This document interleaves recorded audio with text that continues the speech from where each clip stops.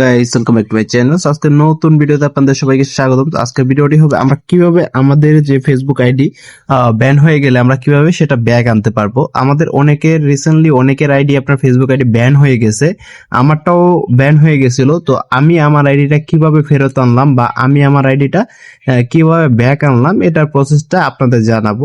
So আপনাদের যাদের Facebook ID ban হয়ে গেছে তাদের অবশ্যই ওখানে আপনার অটোমেটিক লগ আউট হয়ে আপনার আপিল করতে বলতেছে। 180 দিনের একটা সময় দিছে, যার মধ্যে যদি আপনি আপিল করে আপনার ফেসবুক আইডিটা ব্যাক আনতে পারেন সঠিক ডকুমেন্টস দিয়ে, তাহলে পরে আপনার আইডিটা ব্যাক দিবে সঠিক ডকুমেন্টস দিলে।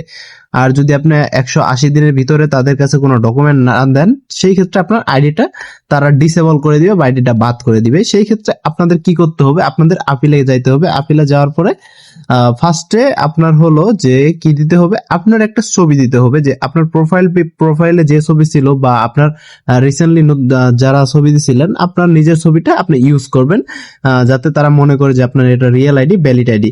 আমারটার ক্ষেত্রেও আমি সেম করছিলাম। আমার প্রোফাইলে দেখতে পারতেছেন আমার নাম দেওয়া হিমেল হাসান এবং কি আমার ছবি দেওয়া।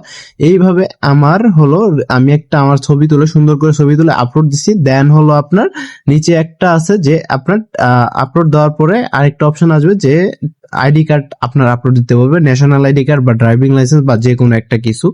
সেই ক্ষেত্রে আপনি একটা আপনার যে ন্যাশনাল আইডি কার্ড আছে এটা জাস্ট সাবমিট করে দিবেন। সাবমিট করার পরে আপনার 15 থেকে 20 মিনিট বা 24 ঘন্টা আপনি ওয়েট করবেন, দেন আপনার আইডিটা আমার মতো ব্যাক চলে আসবে। সো আপনাদের যাদের আইডি ব্যান হয়ে গেছে তারা এটা চেষ্টা করে দেখতে পারেন। এটা না হলে আপনারা অবশ্যই আমাকে কমেন্ট করবেন, আমি নতুন একটা ট্রিক্স আপনাদের বলে দিব যেটাতে আপনার আইডি সহজেই ব্যাক করে আনতে পারবেন।